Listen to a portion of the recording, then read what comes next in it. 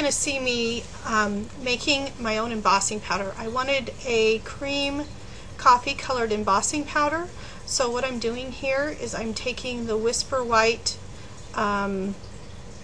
embossing powder and I'm scooping it into a separate container because what I make I won't be able to put back with the other white. So I'm scooping that into a little container so it'll be a brand new embossing powder. And then I'm adding the Antique Gold Pearl-Ex, just a tiny bit. That tool is something you get in the bead section. That's what I was showing you there. And then you stir it until the powder is completely mixed in with the embossing powder. Okay, just like that. So then I'm going to test it and see how it looks because I haven't done this before.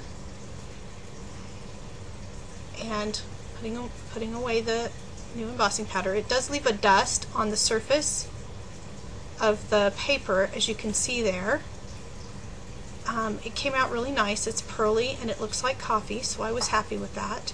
So I'm talking about there, I'm showing you that it does leave a dust residue. The Pearl-Ex leaves a residue on the paper, but you can just brush it off with a brush and then it's gone. Okay? So now I'm going to start the card process, and what I wanted to do was to use a template to create a background on those card fronts. So this is a Heidi Swapp template that I got on clearance at Craft Warehouse, and I'm going to take the Versamark and press it through the template. So you can totally use your templates with heat embossing as well as with texture paste. It doesn't come out the same as if you stamped it, but it gives it kind of a cool rustic look. So now I'm putting the embossing powder on that I made. And I'm going to heat that.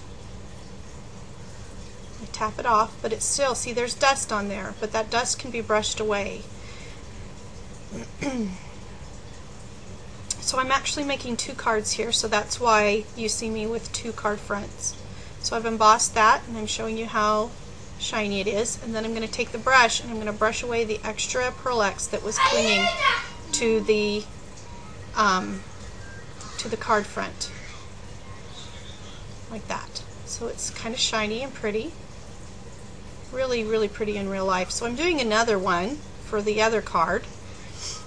And I'm showing you here that if you like the dust on there, then you can use an artist fixative, and that's the one that I like. You can get that at Michael's, but mine is empty, so I couldn't use it for this particular project. That artist fixative is really, really useful, and it dries matte and clear. So I ended up using an acrylic sealer that you would use on ceramics that's matte finish, but the artist fixative is a better choice, and it's not very expensive. And you see, it fixes the Pearl-Ex dust that was lingering on the paper to the paper. Now, if you had used Perfect Pearls instead of Pearl-Ex to make your embossing powder, you could have just used water to fix as a fixative. But because I used Pearl-Ex and it doesn't have a fixative in it like Perfect Pearls does, I had to use a sealer. So I'm showing you a comparison how one is darker than the other. See, that one is the cream of the original paper, and that one has kind of a glimmer all over. So I had one of both, so I wanted to show you the two different options that you could use. So now I'm going to go ahead and build my card. And I use the PVA glue. I've talked about that before. You can only buy that at art supply stores that sell bookbinding things, but I really love it. It's inexpensive and it holds like an iron tank. I'm showing you now that the paper that I'm using is a pad that I got from Hobby Lobby called The Best of Gray. It's basic gray paper. It's older papers, but... And then I also cut out a little background strip from a Paper Studio paper that came out of a stack called Safari.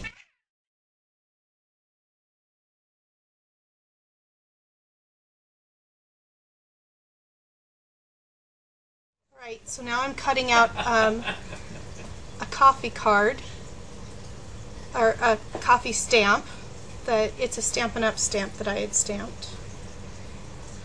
And I'm going to do some paper piecing where I'm using the other side, the B side of that same paper.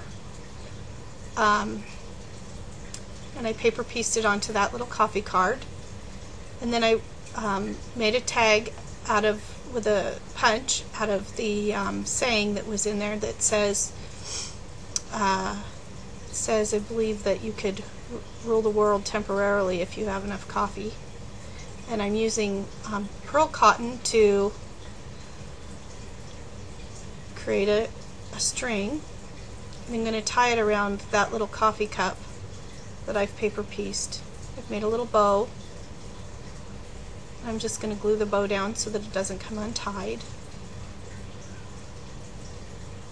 And trim it up. And then I'm going to pop that up on some foam adhesive.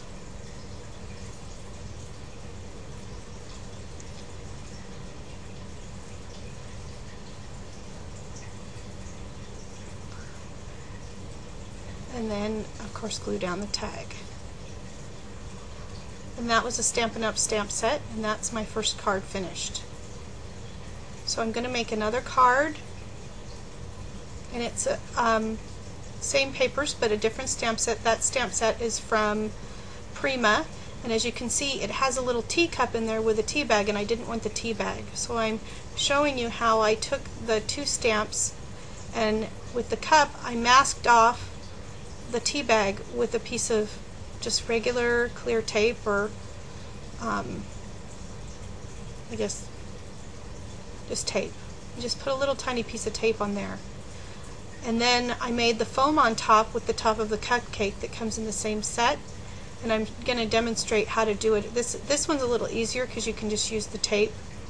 So you put the tape on it and then you ink it up, and then you pull the tape off and you see it only has the ink on the part that you want, and then you can stamp it down right like that. And then I'm going to show you how I took the cup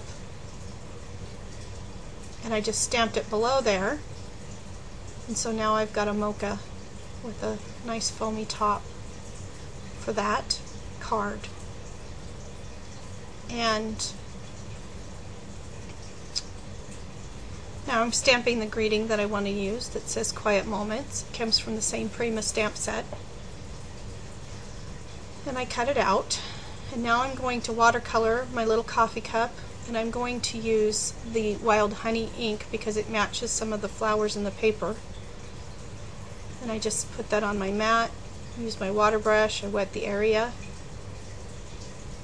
and I just quickly watercolor it. And the thing about Distress inks, if you want dimension, you just keep layering the Distress ink. I'm going to show you how I'm layering the Distress ink over and over in the same places, and that makes it darker in that area. So Distress inks are an inexpensive and easy way to do coloring in. They take a little practice, but I'm showing you that I'm using tea dye for the foam. Just like that. I'm going to clean up here. Okay. Now I'm going to glue my little stamped image onto I made that scallop circle with a Stampin' Up! Punch. Okay, glue my background on.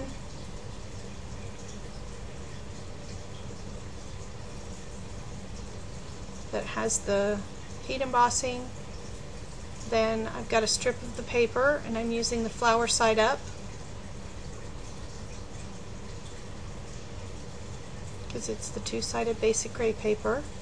And then I've got a little tiny chunk of that same cork style paper that I got from Paper Studio, and I'm making it into a fishtail banner on both sides just by slicing up and then to the center and then slicing to the edges, just like that. Okay.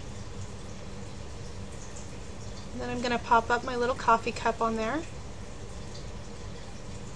and I'm going to add some large bling gems that are in a sort of teal.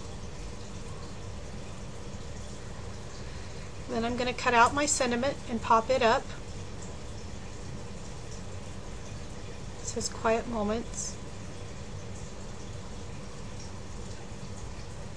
And then I'm showing you my finished cards. I hope you like them. Have a nice day.